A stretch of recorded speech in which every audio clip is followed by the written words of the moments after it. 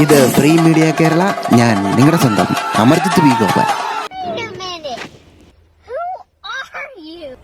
അടി അടി.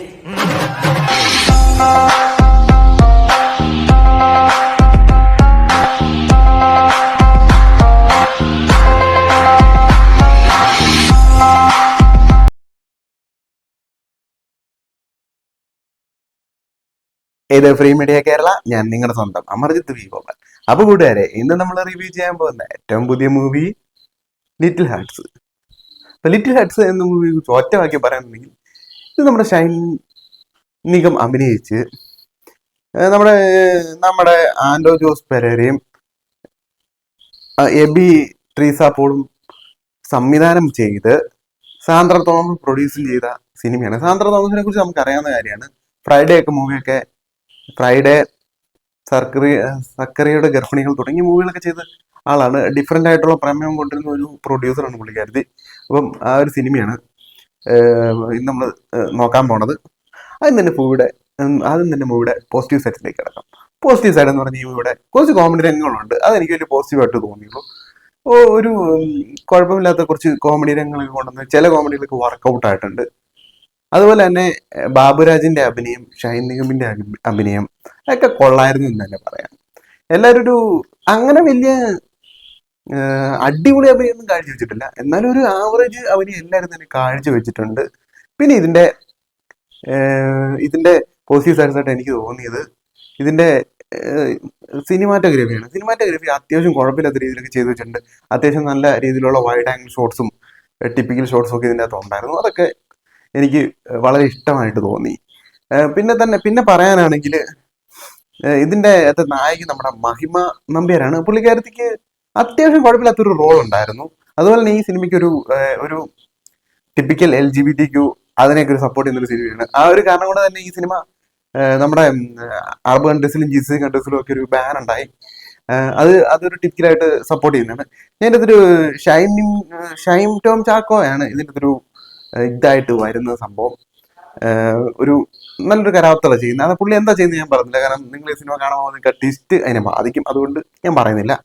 അതുപോലെ തന്നെ ജാഫർ ഇടുക്കി സാധാരണ ചെയ്യുന്ന പോലത്തെ ഒരു കുഴപ്പമില്ലാത്ത റോള് പുള്ളി ചെയ്തിട്ടുണ്ട്, കുഴപ്പമില്ലായിരുന്നു.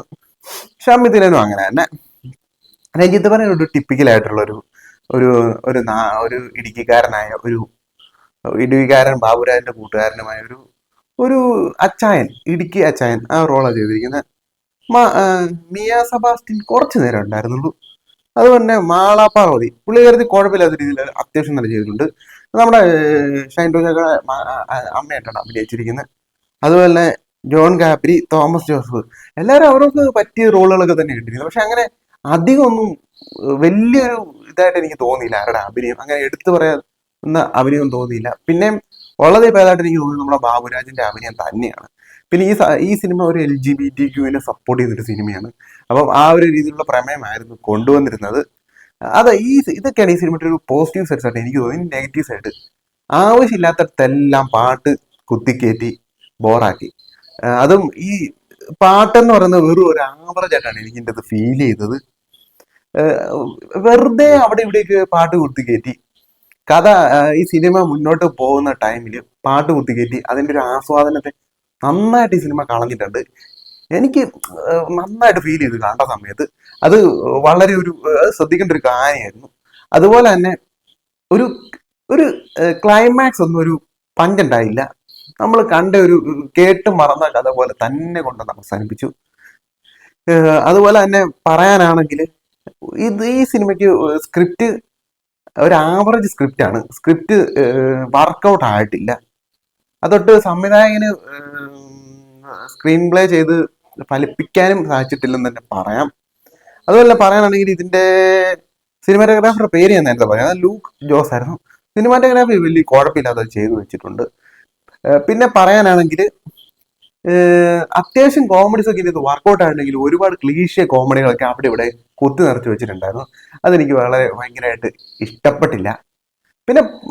പിന്നെ പറയാനാണെങ്കിലും ഒരു ആവറേജ് സിനിമയായിട്ട് എനിക്ക് ഫീൽ ചെയ്തത്. ആകെ ഇതിൻ്റെ ഒരു പോസിറ്റീവ് സൈഡ്സ് ആയിട്ട് എനിക്ക് തോന്നിയ കാര്യം എന്ന് വെച്ച് കഴിഞ്ഞാൽ മറ്റേ LGBTQ സപ്പോർട്ട് ചെയ്യുന്ന ആ ഒരു ഭാഗം മാത്രമായിരുന്നു. അത് വലിയ കുഴപ്പമില്ലെന്ന് തന്നെ പറയാം. അത് സിനിമയിലൊരു ട്വിസ്റ്റായിട്ടൊക്കെ വേണേ കണക്കാക്കാം. അതേ ഉള്ളായിരുന്നു ഒരു ഇതുള്ളൂ. ബാക്കിയൊന്നും അത്ര ഒരു വർക്കൗട്ട് ആയിട്ടില്ല. അതുപോലെ തന്നെ ഗേ കപ്പിളായിട്ട് വന്നൊരു ഒരു സാഹിബ്, പുള്ളി അത്യാവശ്യം കുഴപ്പമില്ലാത്ത റോള് ചെയ്തു വെച്ചിട്ടുണ്ട്. അങ്ങനെയാണ് ഇതിന് കാര്യങ്ങളൊക്കെ മുന്നോട്ട് പോകുന്ന ഈ സിനിമയുടെ.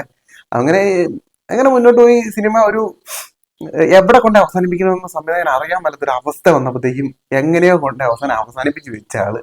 അതാണ് എനിക്ക് പേഴ്സണലി ഫീൽ ചെയ്തത്.